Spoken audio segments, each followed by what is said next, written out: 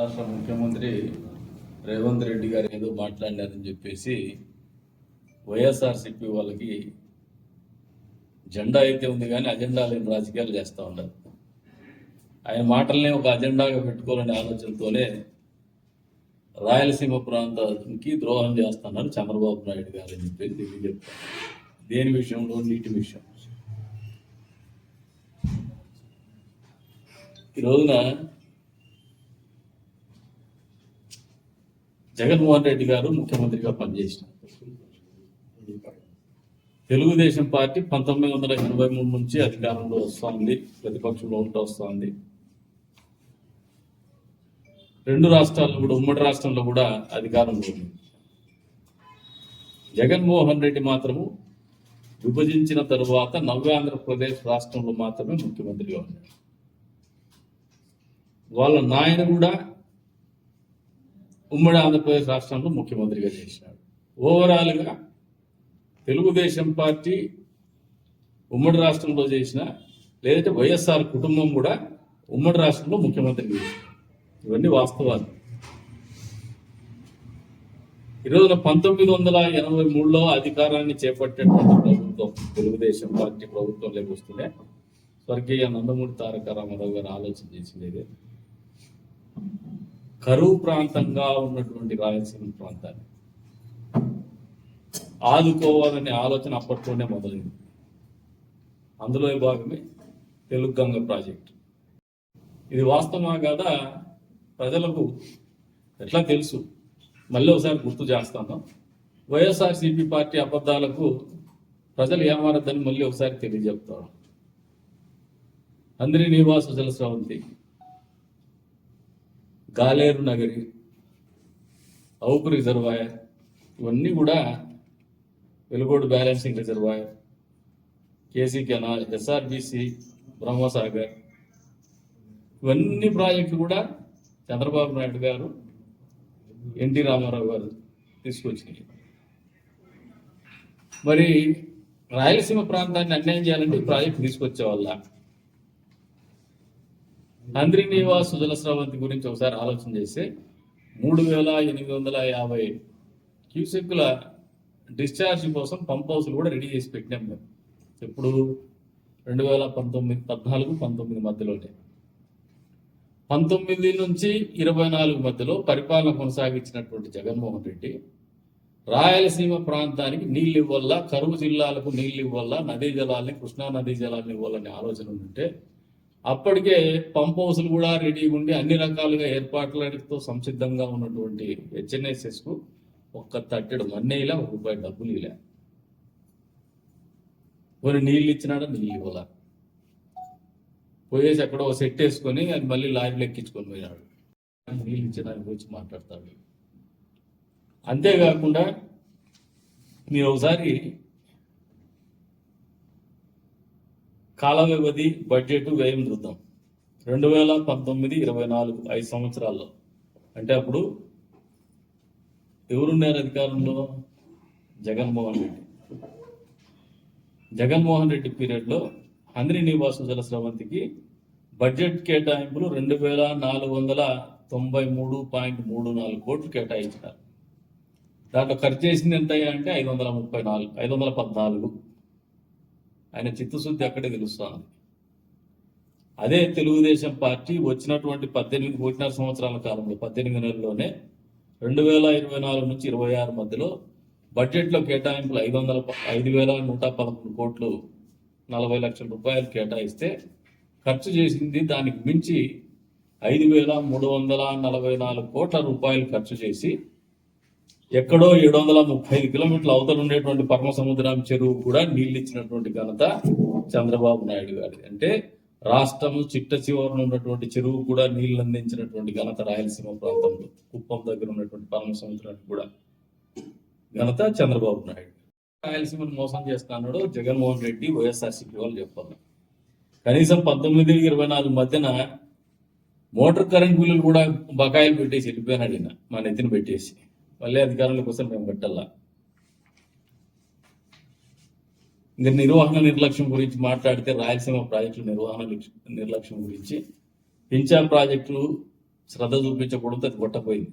అన్నమయ్య గేట్లది మనందరికీ తెలిసి పక్కనే ఉంది కాబట్టి గేట్లు కొట్టపోయి కొంతమంది ప్రాణాలు పోగొట్టుకున్నారు. 39 మంది చనిపోయినారు. ఇప్పటికి పట్టించుకునే పాపాను పోలే ఆయన అధికారంలో ఉన్న రోజులు. ఆయన సొంత జిల్లా అలగనూరు బ్యాలెన్సింగ్ రిజర్వాయర్ గట్టు పొంగిపోయింది.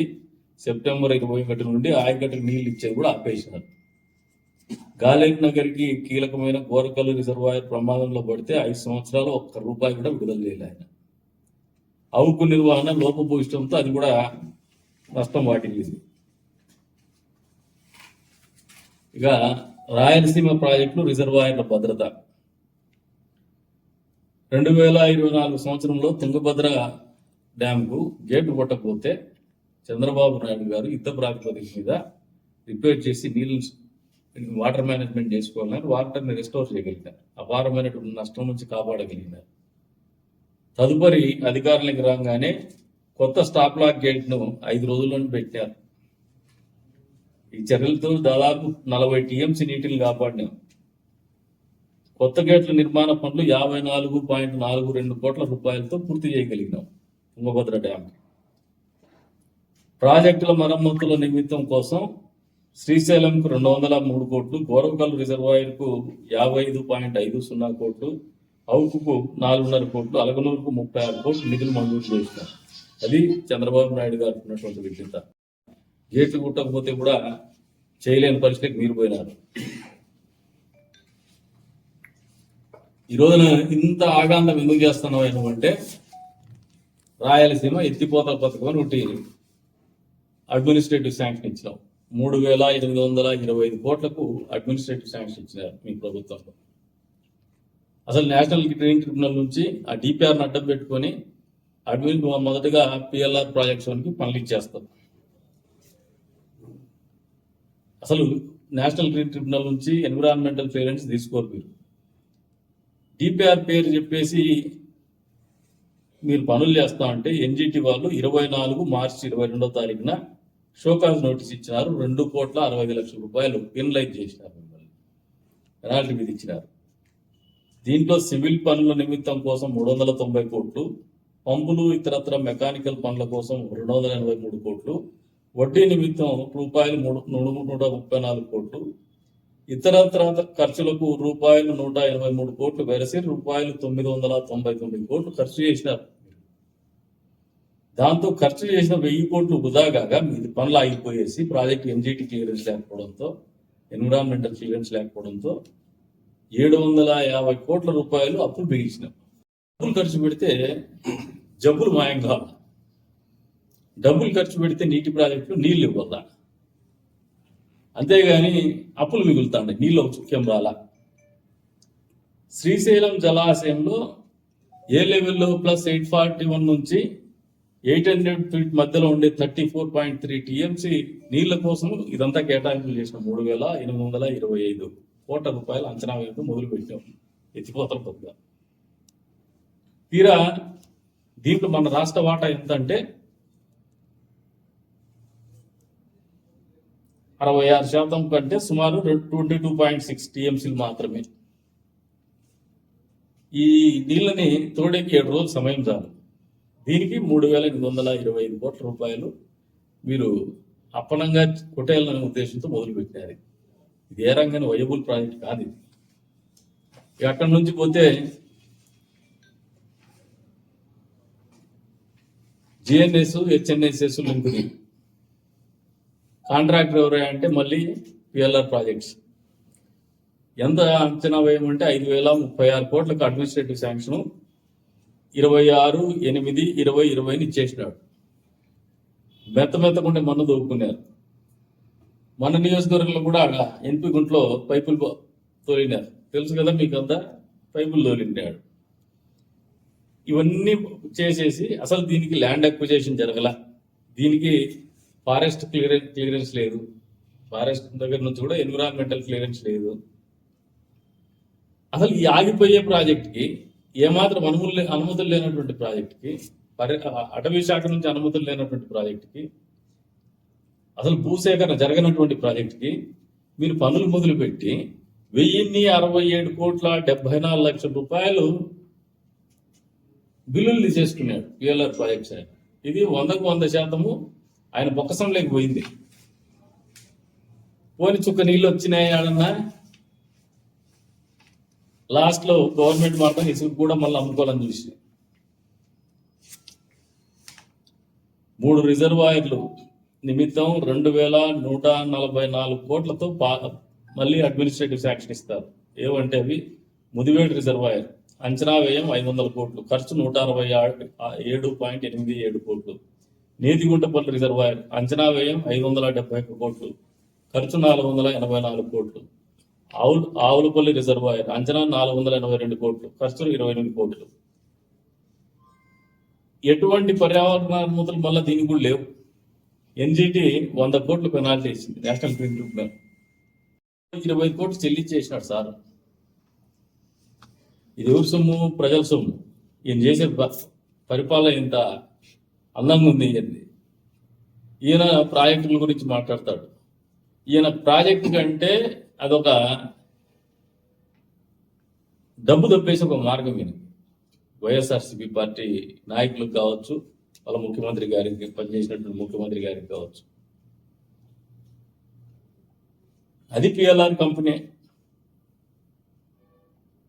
ల్యాండ్ అక్విజిషన్ కు 191 కోట్ల రూపాయలు రైతులకు చెల్లించకుండానే బలవంతంగా భూమి అక్కడ ల్యాండ్ గ్రాబింగ్ అయ్యేది.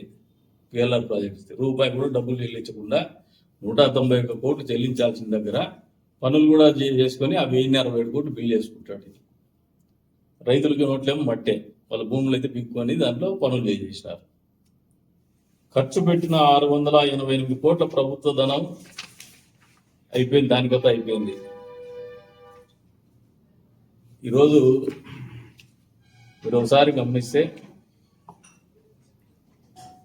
20 సంవత్సరాలకు దాదాపు ఇప్పుడున్న పత్రికా విలేకరులు కూడా, దాంతో పాటు రాజకీయాల్లో నేను వచ్చినప్పటి నుంచి కూడా చూస్తానే ఉన్నా. మన అనంతపురం జిల్లానే చూసుకున్నాం.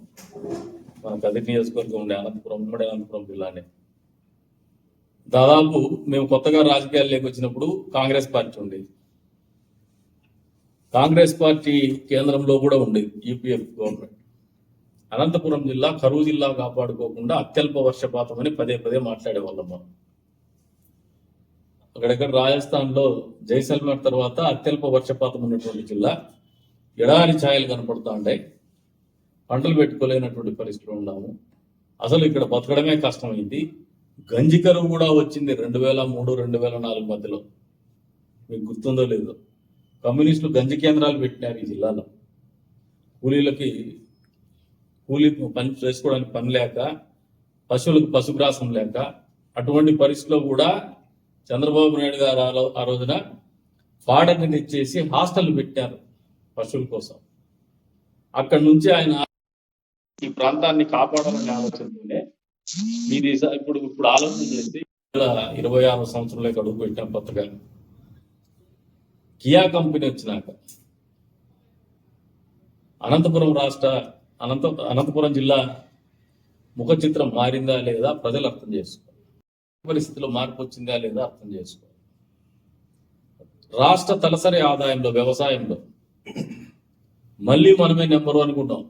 ఎందుకుంటున్నాం అంటే హార్టికల్చర్ ద్వారా వచ్చేటువంటి ఆదాయం అనేది అత్యధికం అనంతపురం జిల్లా నుంచే వస్తుంది. వీఆర్ ద నెంబర్ 1 జిఎస్డిపిలో, హార్టికల్చర్లో. ఇవన్నీ వచ్చిన మార్పులు. దాంతో పాటుకి 2014 నుంచి 19 మధ్యలో చెర్లోపల్లి రిజర్వాయర్ కూడా చంద్రబాబు నాయుడు గారి హయాంలో జరిగింది. అది గొల్లపల్లి రిజర్వాయర్ అప్పుడే జరిగింది. దాని నుంచి నీటి కేటాయింపులు కియాకి ఇచ్చినాం. చెర్లోపల్లి రిజర్వాయర్లో నీళ్ళు ఇచ్చినాక చెరువులకు నీళ్ళు ఇచ్చినాం. ఇవన్నీ రాయలసీమ ప్రాంతానికి నీళ్ళు ఇచ్చింది కాదా? ఈ 18 నెలల కాలంలో జగన్మోహన్ రెడ్డి నియోజకవర్గానికి కూడా నీళ్ళు ఇచ్చినామబ్బా, కాలు రెగరేసుకొని చెప్తాం మేము. ఇంకా ఆయనకి ఏం బుద్ధి లేదో, ఏం సిగ్గు లేదో ఈ పార్టీ వాళ్ళకి కానీ, వాళ్ళ నాయకులకు కానీ, జగన్మోహన్ రెడ్డికి కానీ, ఇంకా రాయలసీమ ప్రాంతానికి నీళ్ళ గురించి చంద్రబాబు నాయుడు మోసం చేసినాడు, చంద్రబాబు నాయుడు ద్రోహి అని మాట్లాడతాడు. మీరు ఎక్కడైనా బహిరంగ చర్చకు వచ్చే శక్తి సామర్థ్యాలు మీకు ఉన్నాయా చెప్పండి. వ్యాప్తంగా కూడా పెరిగినటువంటి పరిస్థితి. ఇవన్నీ ఎట్లా సాధించినారు? వాటర్ మేనేజ్మెంట్ ఆయన ఉన్నటువంటి విజ్ఞత ఆంధ్రప్రదేశ్ రాష్ట్రంలో అన్ని ప్రాంతాలను కూడా అభివృద్ధి చేయాలా, అన్ని ప్రాంతాలకు నీళ్లు ఇవ్వాలా, water management, integration of reverse ఇవన్నీ జరగల్లా, ఖచ్చితంగా నదుల అనుసంధానం జరగల్లా అనే ఆలోచనతోనే ఆయన ముందుకు పోతున్నాడు. అందులో ఒక కృతనిశ్చయంతో ఉన్నాడు. రాయలసీమని రతనాలసీమగా మార్చే ప్రయత్నంలో దాదాపు 50% మేర ఆయన ముందుకు పోగలిగినాడు. రిమైనింగ్ 50% కూడా పూర్తి చేయగలుగుతాడు అని ఖచ్చితంగా ఘంటాపథంగా చెప్తున్నాను. స్వర్గీయ నందమూరి తారక రామారావు గారి నుంచి మొదలు పెడితే చంద్రబాబు నాయుడు గారి పేర్లు వినపడతాయి, కానీ మీ పేర్లు వినపడవు నాయన. మీరు ఆలోచన చేసుకోండి. అబద్ధాలు పదే అబద్ధాలు చెప్తే నిజాలు ఎక్కువ, ప్రజలు విపులు. కాబట్టి మారమని ఇంతవగలుగుతాండం, వాస్తవంలోకి రమ్మంటాండం, వాస్తవ పరిస్థితుల్లో బతకమని చెప్పేసి కూడా ఈ సందర్భంగా తెలియజేసుకుంటున్నాం. రాయలసీమ ప్రాంతానికి మంచి చేసిండేది, నీళ్ల ప్రాజెక్టు విషయాల్లో మంచి చేసిండేది కానీ, అభివృద్ధిలో ముందుకు తీసుకుపోయేది కానీ తెలుగుదేశం ప్రభుత్వము, చంద్రబాబు నాయుడు గారు, స్వర్గీయ నందమూరి తారక రామారావు భాగస్వామ్యంతో అని చెప్పేసి కూడా మరి ఘంటాపథంగా చెప్తాను.